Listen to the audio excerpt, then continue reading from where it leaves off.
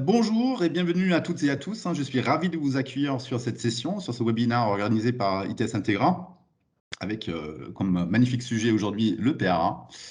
En l'occurrence, alors, vous l'avez peut-être vu en vous connectant, donc le webinaire est enregistré, hein, c'est important de le préciser. Vous êtes tous en mute, je suis désolé de vous censurer de cette manière-là, mais c'est pas gérable sinon en termes de pollution sonore. Par contre, je vous invite vraiment à poser toutes vos questions dans le module chat. On relèvera l'ensemble des questions, on y reviendra à la fin. On se garde bien 10 minutes, un quart d'heure pour répondre à vos questions, c'est important, vous avez la possibilité de nous demander tout ce que vous voulez. Alors, démarrons en introduction. Je m'appelle Yann Gabriel, donc je suis directeur Alliance et Marketing chez ITS Integra. C'est moi qui anime cette session. Et cette session est donc en clôture de notre mois d'e-cloud, hein, qui va s'achever à la fin du mois. Nous avions très envie de revenir sur un sujet alors, qui n'est pas vraiment nouveau, qui n'est pas spécialement ce qu'on pourrait appeler un hot topic techno du moment, hein. Il n'y a pas d'intelligence artificielle, blockchain, crypto, edge computing ou autre dont on va parler, qui n'est pas spécialement sexy, sacrée introduction, hein, on le précise, mais qui fait pourtant directement ou indirectement très régulièrement la une. Et c'est le plan de reprise d'activité, le PRA. Alors, force est de constater, et ce constat-là, on va le partager avec vous, qu'il persiste encore parfois un véritable malaise autour du PRA. Le choix d'en faire ou non, les approches techno dans lesquelles on s'engage, les difficultés à la mise en place, tout simplement, et puis fatalement, les dysfonctionnements le jour J, il faut basculer. En l'occurrence, c'est pas moi qui vais vous donner accès à ce magnifique contenu-là. J'ai à ma droite et gauche virtuelle, respectivement, selon comment vous voyez les fenêtres, Jean-Michel Estioul, directeur de la production, et Thierry Delmonte, directeur de l'ingénierie. Si vous avez suivi un peu les webinaires et autres événements qu'on a pu faire dernièrement, donc l'idée, c'est vraiment d'être proche du terrain. Donc on s'est dit, qui de mieux que ces deux personnes-là pour répondre autour des questions du PRA. Tous les deux, ils en ont conçu et ils en opèrent de très nombreux pour nos clients. Donc, je pense qu'ils sont plutôt bien à même de vous donner déjà des clés de réussite et puis les pièges à éviter, hein, et le tout sans langue de bois et saupoudrage scintillant. Alors, rentrons tout de suite dans le vif du sujet. Le vif du sujet, c'est déjà de dresser un tableau. On avait envie de revenir rapidement sur quelques grandes tendances que nous vivons aujourd'hui tous, hein. Donc, le premier, c'est bien sûr, il y a une accélération de la numérisation, hein, donc qui se traduit notamment par une explosion véritable sur le volume de données. On parle de zeta-octets, 10 puissance 21. Et de manière accélérée, forcément, depuis mars 2020 et l'entrée en pandémie à l'échelle mondiale, une accélération de l'adoption du cloud public qui était déjà en très forte progression d'année en année, hein, il n'y a pas de problème, mais qui s'est encore accéléré.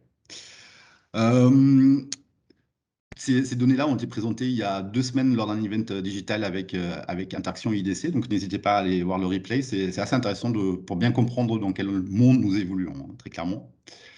Alors, plus de données, mais aussi des données beaucoup plus critiques pour l'entreprise. Alors, c'est pas moi qui le dis, je ne vais pas revenir là-dessus, je pense qu'on est tous d'accord là-dessus. C'est une ressource à part entière pour une entreprise, pour l'État. Certains l'appellent l'or noir du XXe siècle. Why not? Ça me va très bien comme analogie.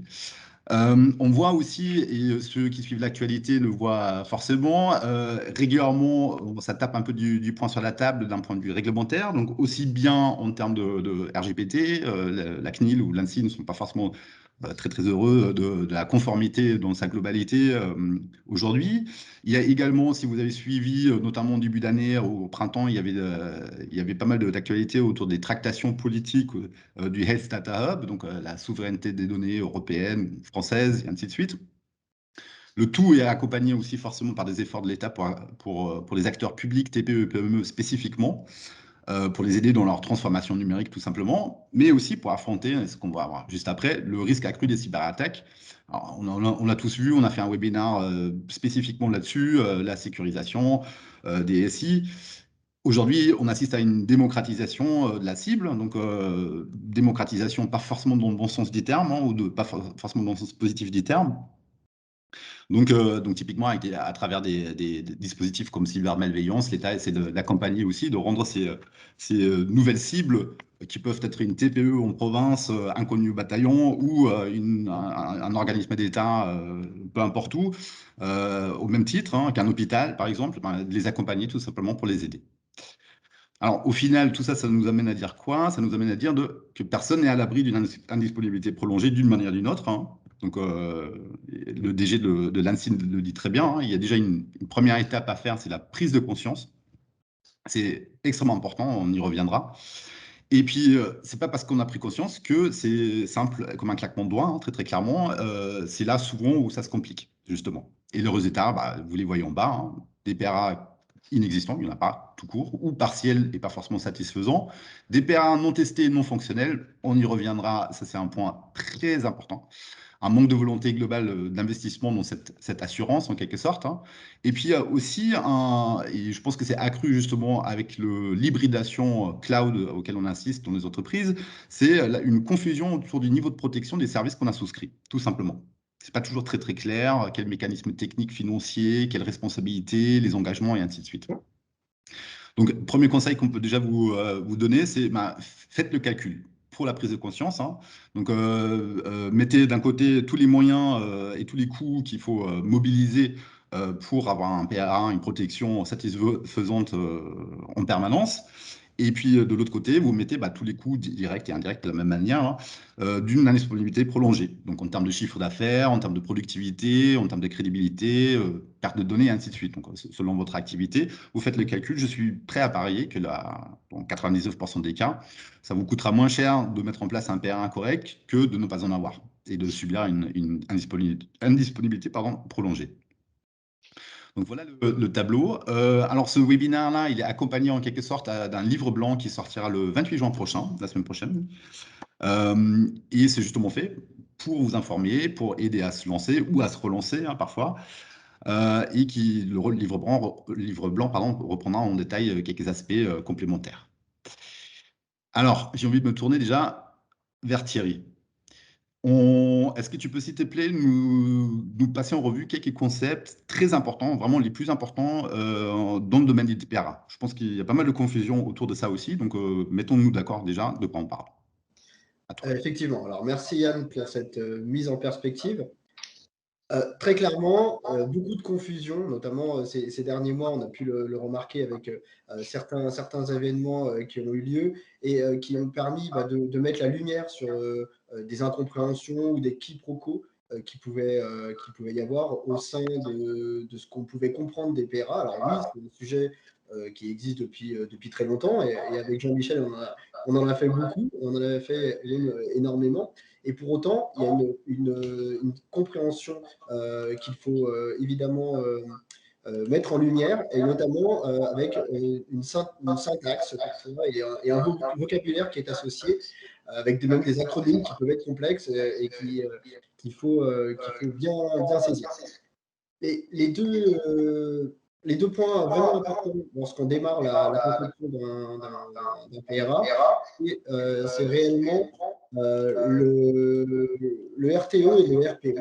Alors, c'est vraiment deux termes qu'il faut bien saisir, parce que ça va être le socle de toute l'élaboration de notre PRA. Donc, le RTO, c'est la durée maximale d'interruption admissible. Donc, ça, c'est très important. Et pour le remettre dans le contexte, si jamais je prends par exemple la situation d'un e-commerçant, donc je ne sais pas, par exemple, un e-commerçant qui vendrait des chaussettes sur Internet, et le RTO, ça va être la durée pendant laquelle sa boutique va être fermée. Les visiteurs ne pourront pas accéder au site et du coup, ils ne pourront pas passer de commande.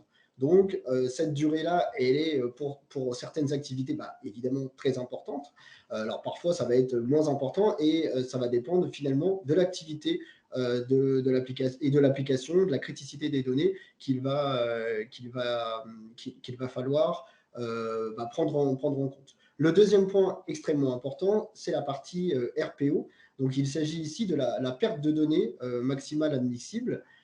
Donc effectivement, si je reprends mon exemple de mon e-commerçant qui va vendre des chaussettes sur Internet, ça va être la perte de la durée, plutôt la durée, oui, de perte de commande qu'il va admettre, puisque lorsqu'il va subir un sinistre, le e-commerçant va devoir déclencher ce fameux plan de PRA, donc retrouver son infrastructure et son système d'information, donc son site web, son site e-commerce sur un site de secours, et il va admettre une certaine perte de données, et pour lui, ça va se concrétiser en perte de commande, c'est-à-dire qu'on va lorsque le site sera de nouveau disponible sur le site secondaire, sur le site de secours, on ne pourra pas retrouver certaines commandes de ses clients. Et donc, c'est pour ça que c'est un point là aussi très important à comprendre vis-à-vis des engagements que lui peut avoir de ses clients, mais aussi tout simplement de l'impact que ça peut avoir sur son business. Parce que bon, très clairement, perte de commande égale perte de chiffre d'affaires directement. Donc, ces deux situations, ces deux indicateurs plutôt, vont nous permettre ensuite de choisir selon ces indicateurs relatifs au business, relatifs à l'importance des données, à la typologie ou à la criticité des données, vont nous permettre de choisir si on veut passer dans une situation, par exemple, de PRA ou de PCA. Et effectivement, il n'y a pas de solution meilleure qu'une autre vis-à-vis du PRA ou du PCA. C'est des solutions qui vont répondre à chaque fois à des besoins différents. Et même parfois, ce sont le PCA ou le PRA, ils vont pouvoir être même complémentaires. Alors, on parle de PRA lorsqu'on parle de plan de reprise d'activité, c'est-à-dire qu'on va rassembler toutes les consignes, toutes les procédures qui vont nous permettre de déclencher notre situation de crise en cas de sinistre majeur, évidemment, et qui vont admettre, par contre, une interruption de service. C'est assez important de le comprendre. Lorsqu'on est dans une situation de PRA, l'interruption de service a lieu et on va tout simplement dérouler tout ce plan, tous ces mécanismes, tout ce chronogramme finalement qui va nous permettre de redémarrer le service sur le site secondaire.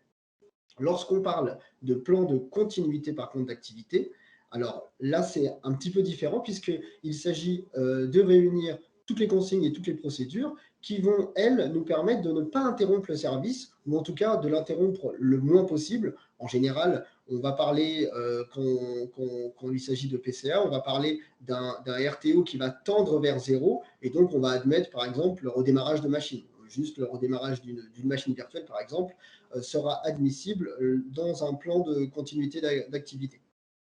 Donc ces deux principes sont évidemment à mettre en lumière puisqu'il va falloir choisir pour le client. Est-ce que mon activité va plutôt s'orienter vers un plan de reprise d'activité, donc on va admettre une interruption de service, ou alors il va falloir qu'on soit always on et du coup admettre le minimum d'interruptions possible. Et là, on va plutôt se diriger vers un plan de continuité d'activité. On va appeler ça le PCA.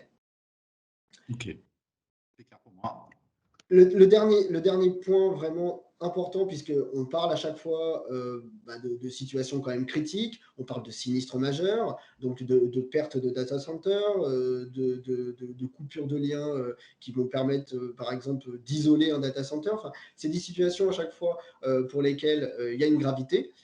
Et ce n'est pas parce que la situation est grave qu'il ne faut pas s'organiser. Et c'est pour ça qu'on prévoit à l'avance la gestion de ces situations. Et pour gérer cette situation, on monte des cellules de crise. Et ces cellules de crise vont nous permettre de regrouper tous les moyens, humains en général, mais aussi matériels, qui vont permettre la gestion de cette crise.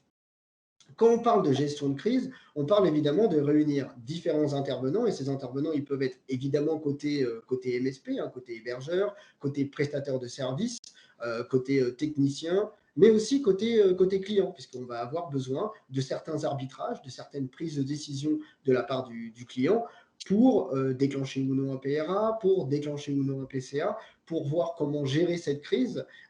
Et effectivement, ça ne s'arrête pas seulement à la gestion de la crise, à la prise de décision.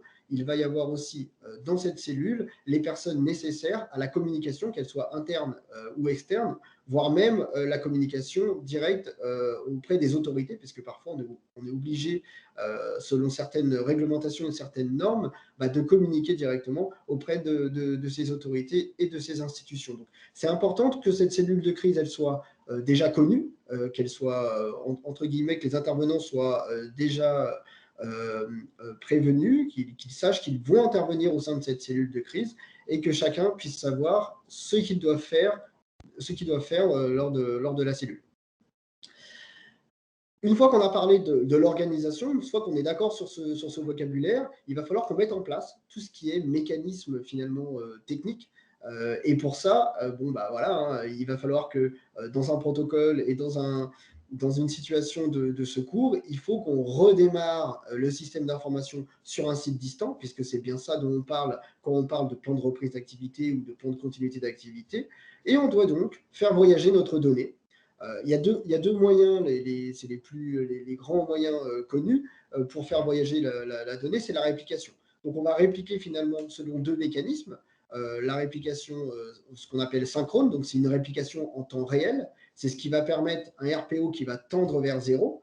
Dès que la donnée est écrite sur le centre de données numéro 1, elle est immédiatement répliquée sur le centre de données numéro 2, afin d'avoir vraiment une donnée répliquée sur les deux centres en temps réel.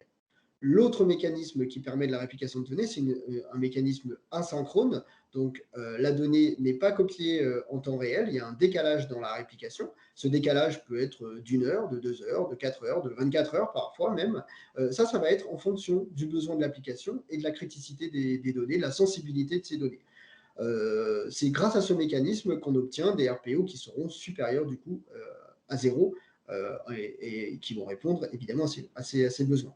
Quel que soit le mécanisme de réplication de données que l'on va choisir, il y a un point essentiel à retenir, c'est la partie consistance des données. Effectivement, pour que l'application puisse redémarrer sur le centre de secours ou sur le data center distant, il est essentiel que la cohérence de la donnée soit respectée et que l'intégrité de la donnée soit correcte sur le centre de secours. Donc, des protocoles et des mécanismes sont en place et sont nécessaires pour faire que cette donnée soit vraiment cohérente, pour que l'application, évidemment, puisse fonctionner sur le site de secours et ne pas se retrouver avec des données qui seraient inutilisables sur le site de repli.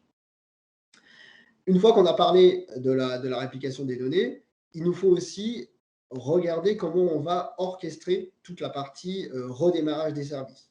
Et là, même si, comme tu l'as dit tout à l'heure, Yann, on est sur un sujet ancien, hein, c'est vrai, le PRA, on en fait depuis des dizaines d'années, on en faisait même sur des gros mainframes ou des anciens systèmes qui peuvent d'ailleurs toujours marcher chez certains de nos clients. On voit qu'il y a quand même de l'innovation sur certains périmètres du PRA. Et là, sur la partie orchestration et automatisation des redémarrages, il y a vraiment, on utilise vraiment le plus de ce que peut connaître l'automatisation, puisque nous, on a connu pas mal avec Jean-Michel, on a connu énormément de plans de reprise d'activité qui se faisaient avec énormément de gestes techniques à la main, des chronogrammes qui étaient suivis par des techniciens qui prenaient parfois toute une nuit pour être joués. Aujourd'hui, on a des mécanismes qui nous permettent, et des logiciels aussi, et qui nous permettent d'orchestrer et d'automatiser le redémarrage des machines, de prioriser même le redémarrage de certaines machines, parce que là aussi, c'est important de comprendre que lorsqu'on va redémarrer en PRA, on peut prioriser certaines machines, certaines applications, parce que toutes les applications ne se valent pas au sein d'un système d'information. Donc, on peut orchestrer ça de manière dynamique et de manière automatique. On peut aussi directement, via certains outils, réadresser les plans d'adressage IP. On peut s'occuper aussi dynamiquement du changement de DNS et de valider que les politiques de sécurité soient bien appliquées sur les centres de secours. Donc tout ça maintenant, on peut l'orchestrer au sein d'un même ordonnancement et l'automatiser pour réduire au maximum le fameux RTO qui va permettre finalement de remettre à disposition l'application et le système d'information de nos clients le plus rapidement possible. La dernière phase, qu'il est encore parfois difficile d'automatiser, c'est pas pour ça que c'est impossible, mais c'est la phase de recette. Et là, on a besoin d'impliquer effectivement le client, l'utilisateur final dans cette recette. Il faut, une fois que tous les mécanismes et toute l'orchestration a été réalisée pour redémarrer les différentes applications sur le centre de secours, il faut valider que l'application soit fonctionnelle, il faut valider que la donnée soit bien cohérente. Et pour ça, l'idéal, c'est d'avoir préparé à l'avance un cahier de recettes. On appelle ça aussi un cahier de test, pour ne pas improviser sur cette partie-là et pour savoir très précisément là les différents points à aller checker, les différents points à aller valider avant de redémarrer officiellement et d'ouvrir par exemple l'application soit au public, soit aux utilisateurs finaux. Donc là aussi, il y a eu pas mal de progrès dans la partie automatisation et on arrive maintenant à automatiser dans une certaine mesure ces recettes afin de diminuer encore une fois le temps de RTO, puisque le RTO va être calculé jusqu'à la réouverture au public de l'application. Merci Thierry. Alors justement, je te reprends sur ta dernière phrase. Pour lancer Jean-Michel, alors toi qui as déroulé beaucoup de tests déjà, de tests de PR1 ou de PR1 tout court en live, est-ce que tu peux s'il te plaît nous aider à schématiser un peu les différentes étapes et en reprenant notamment certains, dans le contexte, hein, j'ai envie de dire, certains termes que Thierry nous a exposés. Bonjour à toutes et à tous. Merci Thierry et Yann pour cette introduction. Donc, on a essayé de conceptualiser ces notions par un schéma assez simple. Le dernier point de sauvegarde est très important et doit être en phase avec le RPO défini lors de la conception. Comme l'a précisé Thierry tout à l'heure, le RPO en mode synchrone, donc proche de 2.0, ou asynchrone avec un RPO supérieur à 0 d'une heure, 2 heures, 4 heures ou 24 heures. Donc, ce qu'on voit sur le schéma, c'est que dès que l'incident se produit, on peut avoir deux modes de déclenchement. Le premier mode de déclenchement, c'est en accord avec le client. Donc, comme l'a précisé tout à l'heure Thierry, mise en place d'une cellule de crise. Et dès le go de déclenchement, on applique le RTO qui a été défini. Ça, c'est le premier cas de figure. Deuxième cas de figure, c'est pas de décision client, c'est-à-dire que nous avons anticipé lors des phases de mise en production le déroulement du PRA, et dans ce cas-là, les équipes techniques sont autonomes, et du coup, le RTO va démarrer dès l'incident. Une fois qu'on a dit ça, ben, on va donc exécuter le PRA, et le déclenchement va se faire suivant un plan d'action défini. On redémarre l'ensemble du SI ou une partie du SI en fonction de ce qu'on a validé, comme le disait Thierry, avec des applications critiques ou non critiques. Est-ce qu'elles rentrent ou pas dans le PRA? Donc ça, c'est dans toutes les phases d'analyse. Et puis, on va redémarrer les applications en fonction des priorisations et selon le RTO défini. Alors, justement, là, sur un schéma comme ça paraît assez monolithique en quelque sorte, hein. Maintenant, tu l'as dit, hein, toutes les applications ne se valent pas. Donc, est-ce que tu peux, s'il te plaît, nous en dire un peu plus? Pardon. Alors, oui, tu as parfaitement raison, Yann. Ce qui me semble important, c'est de bien définir les règles du jeu. Donc, il faut premièrement évaluer les risques, comme une panne matérielle, une cyberattaque, une panne logicielle, une coupure de courant, un incendie, catastrophe naturelle, et puis éventuellement une erreur humaine aussi, ce qui peut arriver.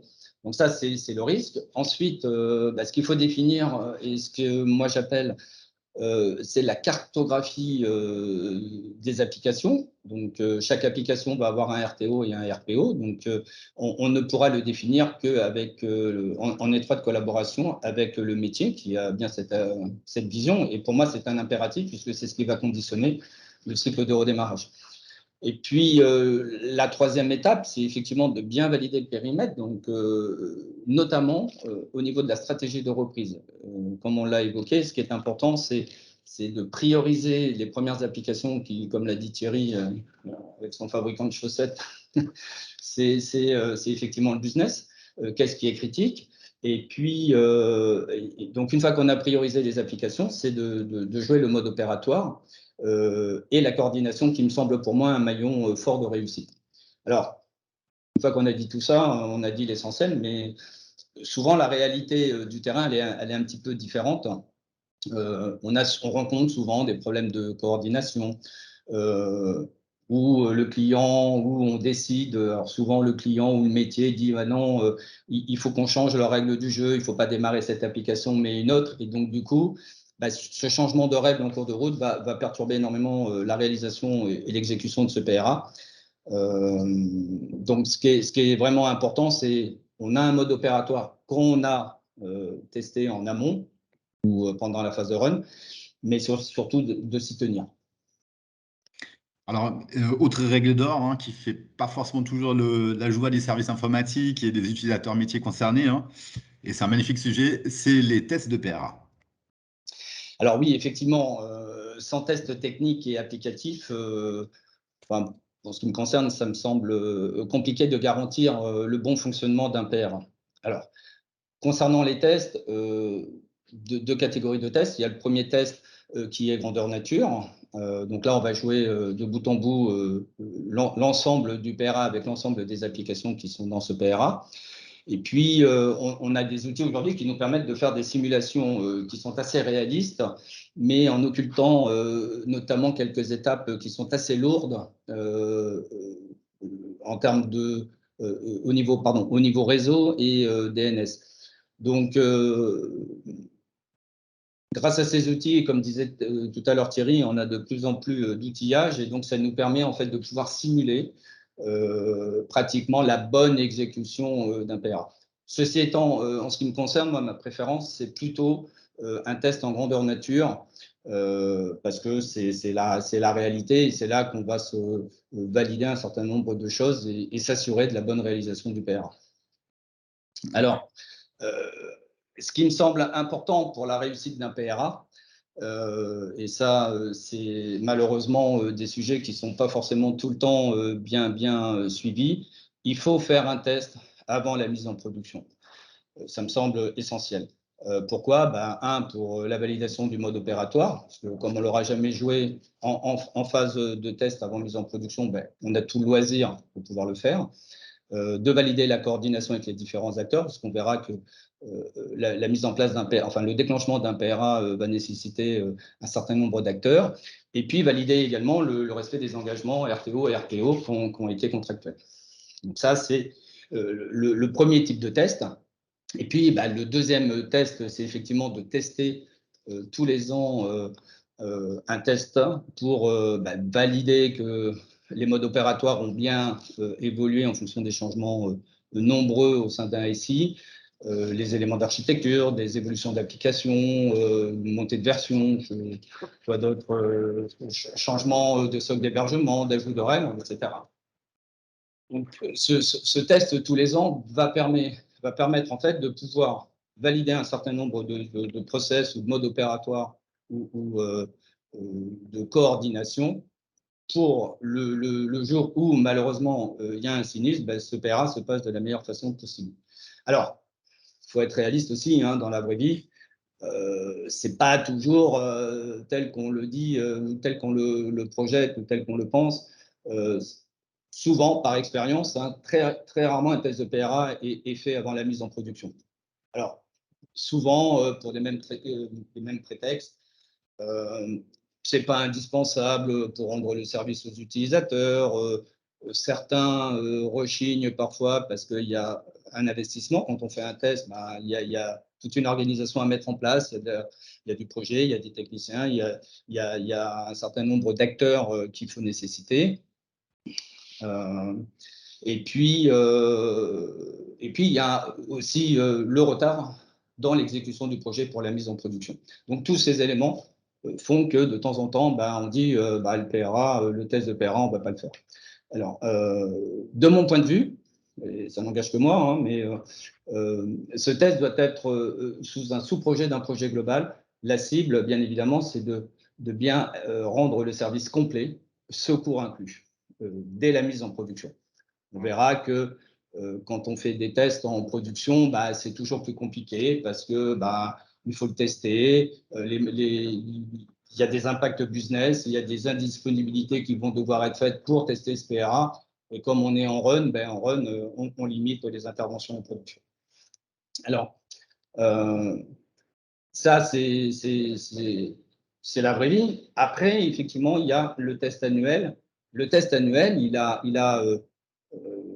un objectif essentiel, c'est de s'assurer de la réalisation de ce PRA. Et donc, comme c'est un test, parfois, il peut échouer.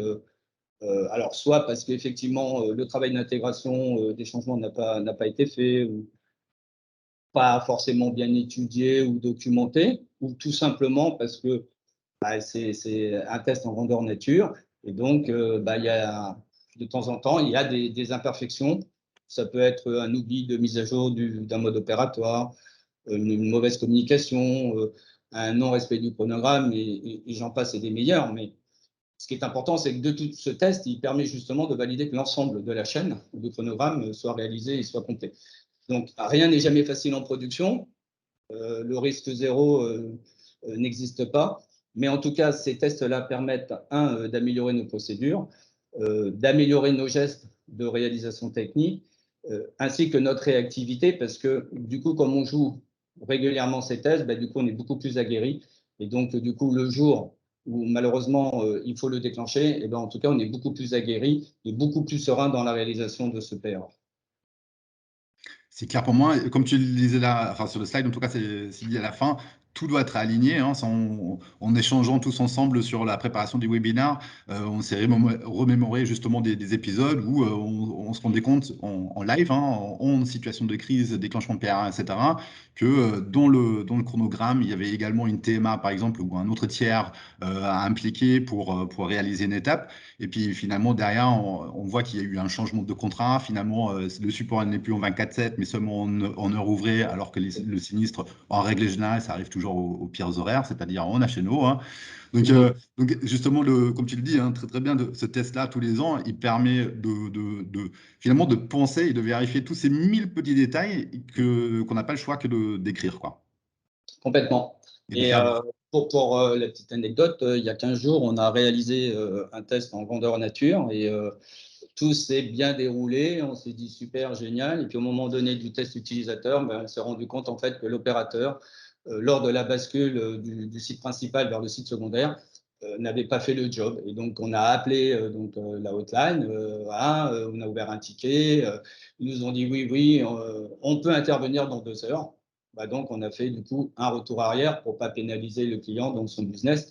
Donc voilà, alors que c'est un exercice qu'on a joué régulièrement, ce jour-là, un des acteurs n'a pas fait le job, ou en tout cas moins bien que d'habitude, et donc ça a eu un impact.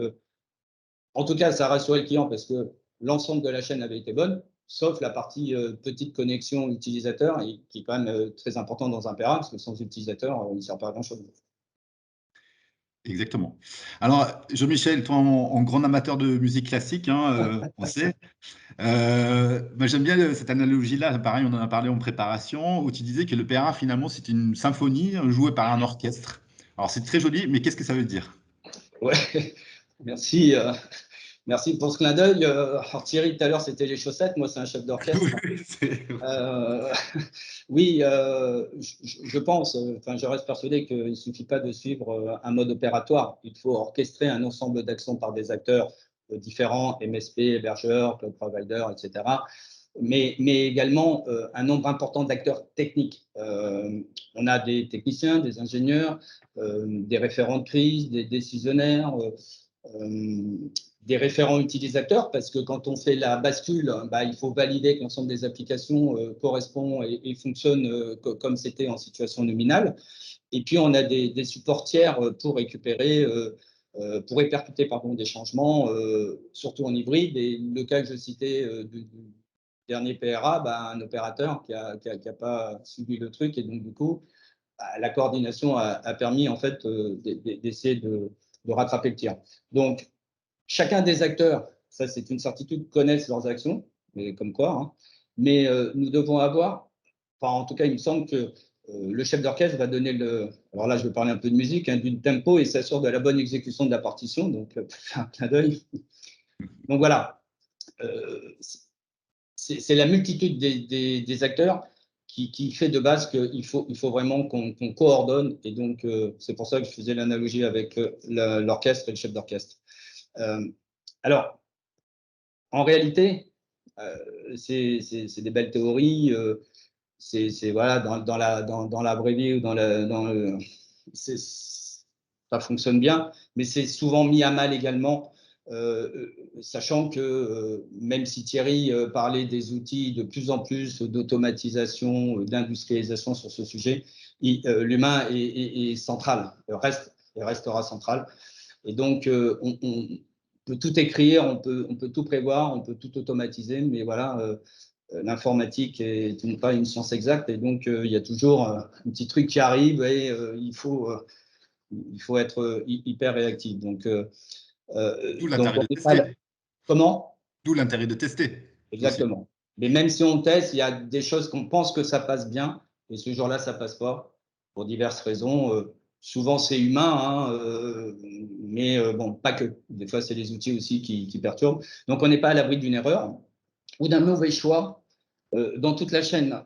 Et ce que je veux dire, c'est que si le chef d'orchestre et qu'on ne respecte pas à la lettre le mode opératoire, eh ben, on peut avoir des déviances. Donc, j'ai en souvenir un exemple où voilà, il y avait le chronogramme avec des étapes bien identifiées. Puis à un moment donné, un technicien dit tiens, je suis un peu en avance, ça se passe bien, etc. Tiens, je vais avancer sur cette tâche. Manque de bol, cette tâche-là, c'était lancement d'une copie de données et du coup, on devait donner la partie aux utilisateurs pour tester et il a lancé sur pas la bonne machine la copie de données et donc ça a eu un temps d'arrêt. Alors, ce n'est pas catastrophique, mais c'est un temps d'arrêt dans la séquence du PRA et on sait que en fonction des engagements que l'on a établis, le moindre retard peut avoir un impact important sur la mise à disposition des applications sensibles de notre client. Tout à fait. Donc voilà, donc je dirais, pour conclure, ce n'est pas une conclusion, mais en tout cas, pour moi, c'est faisons des tests réguliers. Justement, un test, c'est fait pour voir l'ensemble des choses, de détecter les petites anomalies ou des problèmes de coordination et de s'améliorer. Suivons à la lettre le mode opératoire et le chef d'orchestre, parce que si chaque musicien fait n'importe quoi, ce n'est plus une symphonie, mais une quinquaphonie. Mais n'oublions pas également de contrôler et de vérifier la bonne exécution à chaque étape. Alors, merci beaucoup Jean-Michel. On parlait tout à l'heure de confusion parfois aussi, qui peuvent être un véritable frein, ou du moins qui font qu'on n'a pas vraiment ce qu'on voulait au départ, à l'arrivée, donc lorsqu'un sinistre est déclaré. Alors Thierry, tu es plutôt bien placé puisque tu chapeautes également le service avant-vente. Donc vous voyez un peu toutes les différentes approches, les différentes problématiques justement là-dedans, hein, dans le détail. Tu peux, s'il te plaît, nous en dire un peu plus? Oui, bien sûr. Alors, très clairement, il y a les choix des solutions techniques. Bon, ça, on les a vus. La partie humaine qui est extrêmement importante. Mais il ne faut pas oublier que tout ça, ça a des implications évidemment sur la partie financière. Et moi, ce que je conseillerais vraiment, c'est de faire attention à ce qui est contractualisé au sein du PRA ou du PCA. C'est-à-dire, qu'est-ce qui est prévu réellement dans le plan de reprise d'activité que vous propose le prestataire. J'imagine, par exemple, que dans un plan de reprise d'activité, ou en tout cas dans le contrat qui est associé, il faut par exemple prévoir que, comme l'a dit Jean-Michel, c'était très important de faire un test annuel. Alors, est-ce que ce test est prévu? Est-ce que ça sera un coût supplémentaire lorsqu'on réalisera le test? Est-ce que ce test est prévu, par exemple, en heure ouvrée ou en heure non ouvrée? Tous ces détails, finalement, vont avoir des implications financières différentes. Et il est important de les regarder à l'avance. Idem, dès l'instant où on va par exemple, réaliser un PRA en hybride, c'est-à-dire qu'on peut avoir très bien une solution qui se trouve sur un cloud privé et se dire qu'il serait intéressant de réaliser un PRA sur un cloud public. C'est des choses qui sont totalement réalisables, qui apportent beaucoup de flexibilité. Toutefois, il est important de faire des simulations financières, c'est-à-dire très souvent, la partie bande passante, par exemple, sur les clouds publics est payante. Donc, il faut réaliser des simulations pour voir combien les réplications de données vont se traduire en termes financiers sur la partie bande passante, mais aussi simuler un réel passage en PRA. Parce que, imaginons le pire, avec destruction de mon cloud privé, la destruction de mon data center primaire, je dois passer toute mon infrastructure sur le cloud public. Je vais devoir le faire pendant 1 mois, 2 mois, voire 6 mois. combien vont me coûter les machines que j'ai démarrées sur mon cloud public avec les ressources associées, le stockage associé. Il faut réaliser des simulations financières afin d'être tout à fait certain de maîtriser l'impact financier, non seulement des tests que je vais pouvoir réaliser au fil des années. C'est important de tester, que ce soit des simulations ou des tests en grandeur réelle, mais aussi potentiellement de déclencher, même si personne ne le souhaite le faire et on croise tous les doigts pour éviter cette situation, que se passera-t-il financièrement si je dois le faire pendant plusieurs mois, le temps que mon data center ou que la situation soit normalisée. Je vais devoir rester sur mon plan de reprise d'activité sur ce cloud public, combien ça va me coûter. Donc ces imbrications sont importantes et à mon sens, il faut les voir en amont et les préparer lors de la contractualisation avec le prestataire. L'autre point important, c'est la partie réglementaire, puisque effectivement, de plus en plus de données sont sensibles, ou en tout cas, il y a une typologie de données qui ne se valent pas entre elles. On peut parler par exemple des données personnelles. La loi européenne du RGPD a imposé une disponibilité de cette donnée personnelle. Ça impose évidemment des plans de secours sur cette donnée et ça implique aussi à ce que l'entreprise soit préparée à remettre à disposition la donnée personnelle. On peut aussi parler des données un peu plus sensibles, comme par exemple la donnée bancaire ou la donnée de santé, où là aussi, évidemment, la disponibilité de la donnée est essentielle. Parce que derrière, il y a des fonctionnements, il y a des hôpitaux, il y a des laboratoires qui sont en attente de cette donnée et qui utilisent cette donnée pour apporter des soins ou pour valider tout simplement un paiement. Donc, c'est des choses qui sont importantes, pour laquelle le PRA, voire le PCA, est essentiel. Sans oublier un petit contexte de localisation. On a pu le voir tout à l'heure, je crois que tu en parlais aussi, Yann, ce que j'appelle moi le Health Data Upgate. Effectivement, il faut faire attention à où va se trouver ma donnée. Et ma donnée, elle est évidemment en production, il faut que je fasse attention où elle se trouve, mais il faut aussi que je fasse attention où elle se trouve lorsqu'elle est répliquée, même si c'est sur des données froides, même si c'est sur des données de PRA, il y a une localisation qui est importante et il faut toujours vérifier à ce que les contraintes légales et les contraintes des différentes normes que l'entreprise souhaite suivre et pour lesquelles il y a très souvent des certifications et des audits associés, il faut vérifier que les différentes localisations de données soient respectées. Ok. Merci beaucoup Thierry. Merci déjà à tous les deux. Hein. On en arrive presque à la fin. Donc l'idée c'était quand même de laisser un maximum de temps pour les questions. Je l'ai déjà reçu. Là c'est un petit groupe WhatsApp en même temps. Donc les questions affluent. Merci. Vraiment un très très grand merci à Jean-Michel parce que c'est un exercice qu'il n'aime pas spécialement et c'est plutôt quelqu'un qui aime évoluer dans son monde plus de l'ombre de la production, etc. Donc voilà, Thierry, il a l'habitude, on le sort tout le temps, c'est normal. Jean-Michel, c'est un peu moins le cas, donc merci beaucoup, merci. Hein. Je t'en ai très bien sorti, hein. Je te réinviterai de nouveau, il n'y a pas de souci. Tous les deux, je vais vous faire travailler encore un petit peu. Si à vous deux, vous devez résumer, mais vraiment en 5 points rapidement, le webinar, comment vous le ferez? Alors pour moi, je vais commencer. Ce qui est important vraiment, à mon avis, lorsqu'on veut mettre en place sérieusement un plan de protection des données et un plan de reprise d'activité ou un plan de continuité d'activité, c'est d'identifier à l'avance et de connaître la typologie de ces données, les ressources qui sont associées à ces données et les différentes mécaniques dont nous allons avoir besoin pour dérouler le PRA. Et ça, que ce soit sur un cloud privé en double data center ou que ce soit un client local et qui a son PRA sur un data center ou encore un peu plus élaboré sur du multi-cloud avec un cloud hybride, évidemment, ça apporte plus de flexibilité, ça apporte des solutions plutôt sexy, mais ça complexifie aussi l'élaboration de ces plans. Dans tous les cas, il est important de bien maîtriser son plan, de le connaître à l'avance, d'anticiper et de solliciter les bons intervenants, que les intervenants sachent ce qu'ils aient à faire dans le déroulé du PRA. Et ça, pour moi, vraiment, les ressources techniques et les mécanismes doivent être connus à l'avance.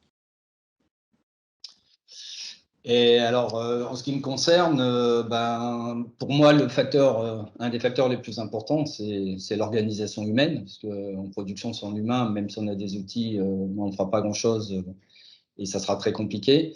Donc, une très forte organisation humaine et une orchestration sans improvisation. Il me semble que quand on réalise un test de PRA, on n'a pas le droit à l'improvisation, quoi. On est dans l'obligation de redémarrer sur le site secondaire et que l'ensemble des applications qui ont été décrites dans ce PRA fonctionnent et rendent le service. Donc, effectivement, une orchestration sans improvisation. Et alors, j'ai pas assez insisté, mais je pense que j'ai martelé, c'est s'il vous plaît, faites des tests au moins une fois par an. Mais avant de faire ce test une fois par an, ce qui me semble essentiel, et avec des impacts qui ne sont pas en production, c'est réaliser un test de PRA pendant la phase d'intégration, quoi. Et qu'on arrête de faire de l'improvisation en production qui génère une tension, des problématiques qui n'auraient pas lieu d'être si on avait testé au minimum auparavant, avant une mise en production. Voilà, donc moi, mes 3 points importants vu run, un peu build, c'est cela. Ok. Merci, c'est parfaitement clair pour moi. Écoutez, je vais vous proposer quelques questions. On a toujours, et ça fait très plaisir, on a toujours pas mal d'anciens qui se joignent à nous sur ce type de webinaire-là. Donc, je les salue tous, hein, et notamment les Omar et autres anciens collègues où il y a toujours beaucoup de plaisir à les retrouver. Donc, il y en a certains qui me bombardent des questions en privé, j'ai envie de dire. Donc, mais aucun souci, je vais vous les partager avec vous, hein. N'hésitez pas à utiliser le module de chat aussi, hein. Donc, j'ai une première question de quelqu'un, de l'audience, qui dit, vous dites que le cloud hybride public complexifie, mais au final, il est simple de choisir des zones ou des régions de services différents et ainsi de disposer de réplications sûres. Ça ne rend pas le PRA quelque part caduc car natif. C'est une très bonne question. Peut-être Thierry, pour toi? Ouais, bien sûr. Alors, effectivement, il y a des mécanismes, il y a des protocoles et il y a même des solutions qui sont offertes par les différents cloud providers qui simplifient énormément la mise en place de la réplication de données. Ça, il n'y a pas de souci. Et de plus en plus, cette réplication est fiable parce elle inclut aussi la consistance des données. Donc, on est quasiment certain d'avoir une intégrité des données correcte sur le site de réplication. Toutefois, ça ne va pas gérer pour vous l'organisation humaine qui se trouve autour de ce redémarrage. Ça ne va pas non plus gérer pour vous la préparation, la priorisation de certaines applications que vous souhaitez mettre en avant. Ça ne va pas non plus gérer les décisions et les arbitrages sur le fameux RTO et RPO. Donc, évidemment, il y a des solutions qui simplifient la vie de tous les jours et les mises en place des différentes solutions. Mais il y a quand même un travail au préalable à constituer, à réaliser, pour que, par exemple, cette cellule de crise qui va être déclenchée lors du sinistre puisse être mobilisée, qu'on puisse communiquer autour du sinistre. Voilà, tout ça, ça va s'appuyer sur les mécanismes des cloud providers, mais ces mécanismes-là ne suffisent pas à réaliser un PRA ou un PCA correctement. Et on a vu justement, hein, ça fait partie des confusions dont tu parlais tout à l'heure. On l'a vu notamment lors de l'incendie OVH Cloud à Strasbourg. Effectivement, il y avait plein de clients qui étaient persuadés qu'ils étaient sur une offre ou qu'ils avaient souscrit à des services qui allaient faire en sorte que tout remonte tout seul. Et finalement, pour se rendre compte que ce n'était pas forcément le cas, qu'ils n'avaient pas forcément très, très bien compris ce qu'ils avaient au départ souscrit, quoi. C'est le cloud en tant que tel, c'est très bien et ça offre effectivement énormément de solutions, mais si on ne y souscrit pas correctement, du moins, et de manière complète, ça ne va pas le faire à votre place. J'ai une autre question. C'est une bonne question, on en parle d'ailleurs dans le livre blanc. Est-ce que pour vous, c'est obligatoire d'avoir un PRA sur n'importe quelle application? Je ne sais pas qui veut le prendre, c'est le premier qui lève le bras. Oui, je peux prendre le point. Tu peux répéter la question? Est-ce que c'est obligatoire de faire un PRA sur n'importe quelle application? C'est ce que Thierry a expliqué tout à l'heure entre l'engagement et le business. Est-ce que on accepte de perdre des données dans le cas d'un crash d'une machine ou d'une application, et dans ce cas-là, on part sur une mécanique de sauvegarde, et une mécanique de sauvegarde de restauration, elle tourne plutôt la nuit, ou en tout cas avec une perte de données. Donc, j'aurais tendance à dire, oui, on peut faire un PRA pour une application dite sensible et critique pour un client. Oui, j'aurais tendance à dire oui. Okay. J'ai une question dans le module du chat, donc on va les prioriser, bien entendu. C'est une question de Amadus. Peut-on dire que le PRA semble un peu négligé en ce qui concerne le cloud public? Thierry, toi qui travailles beaucoup là-dessus, sur ces problématiques-là, tu en penses quoi? Oui, c'est possible parce que, alors, il y a deux raisons pour moi. La première raison, c'est que les contrats et les explications des services qui tournent qui sont offerts par les clouds publics ne sont pas forcément simples, ne sont pas forcément bien détaillés, et ça peut apporter de la confusion. On pense qu'on a, par exemple, quelque chose qui est inclus, au final, on se retrouve avec quelque chose qui, n'est pas inclus, n'est pas prévu, et n'est pas possible. Donc, c'est vrai qu'il peut y avoir des situations où le cloud public apporte énormément de solutions, et on peut en bénéficier. Et ça, c'est vraiment la grosse force du cloud public. Il faut toutefois bien aller regarder ce qui est inclus exactement dans le service qui est proposé. Or, quand on parle de négligence, je ne suis pas sûr que ça soit de la négligence. Je pense que c'est plutôt de la mauvaise compréhension qui fait que on se dit ok, ma donnée, une fois qu'elle est dans le cloud, ça y est, tout se fait automatiquement. C'est la magie qui opère. Alors, la magie a toujours un prix, et le prix, c'est de bien consulter les petites lignes de cette magie et de voir comment cette magie fonctionne, parce qu'effectivement, les solutions sont facilement à disposition sur le cloud public. Il faut toutefois regarder, choisir la bonne solution, celle qui. Ok, c'est clair pour moi. Alors, très bien. Et c'est une question je pense que tu as répondu, mais juste pour être parfaitement clair là-dessus, donc tout à l'heure pendant la session, c'est si on a un cloud privé, est-ce que ça a un sens d'étudier un PRA dans le cloud public? Dans le sens où, c'est un petit ajout entre parenthèses, cloud privé avec PRA identique égale cher. Ah, effectivement. Alors, il y a deux choses. Est-ce qu'on est obligé? Alors, il y a deux questions. Est-ce qu'on est obligé d'avoir déjà un PRA identique à la production? Ça va dépendre de l'analyse de risque qui est faite en amont de la préparation du PRA. On est potentiellement sur des systèmes d'information où les données ne se valent pas. Donc, on peut avoir des données, par exemple, de développement ou de pré-production qui ne vont pas être reproduites sur le site de secours. Et du coup, le site de secours ne sera pas dimensionné de la même manière que le site de production. Ça, c'est des choses qui sont tout à fait acceptables, qui sont assez communes. Toutefois, de la deuxième partie de la question, c'est est-ce qu'on peut le faire entre un cloud privé et un cloud public? Bien sûr. Et c'est des choses qu'on fait vraiment régulièrement, c'est-à-dire que le cloud public offre de la ressource à profusion et à disposition, qui permettent d'activer rapidement de la réplication de données et de redémarrer des enveloppes de VM rapidement, et encore une fois, sans forcément souscrire de la réservation sur ces ressources-là. Donc, on va payer qu'une partie des différents services qu'on va consommer au moment où on va le consommer. Donc, c'est des choses qui sont attractives et qui sont intéressantes financièrement. Ça apporte aussi une certaine complexité sur les plans d'adressage réseau, sur toute la partie sécurisation, recopie des règles de sécurité. Toutes ces choses-là, elles sont un petit peu plus complexes, mais tout à fait réalisables. Et il faut choisir en fait le plan, soit sur du PRA en cloud privé, soit du PRA privé-public ou public-public. Ça va dépendre des besoins, ça va dépendre de l'analyse de risque qui a été faite en amont. Et encore une fois, tout va reposer aussi sur les deux indicateurs dont je vous ai parlé tout à l'heure, c'est ce fameux RTO et RPO. En fonction de ça, on va pouvoir choisir les différentes solutions qui vont répondre d'un point de vue technique le mieux et d'un point de vue aussi financier. Ok. Il n'y a pas de solution toute faite, tout terrain, ça dépend des contextes, des applications, de plein de choses, quoi. La meilleure solution, c'est celle qui répond mieux aux besoins. Ça, c'est très bien résumé, ouais. Très, très bien. Écoutez, je n'ai pas d'autres questions pour l'instant. N'hésitez pas à utiliser le module du chat, on reprendra en direct, hein, on est comme ça.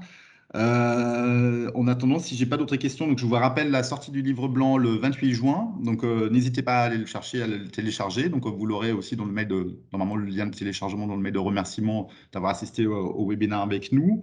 N'hésitez pas à nous poser des questions par ailleurs, hein. C'est très simple de rentrer en contact avec nous, soit par vos interlocuteurs habituels si vous nous connaissez déjà, si vous êtes client ou autre.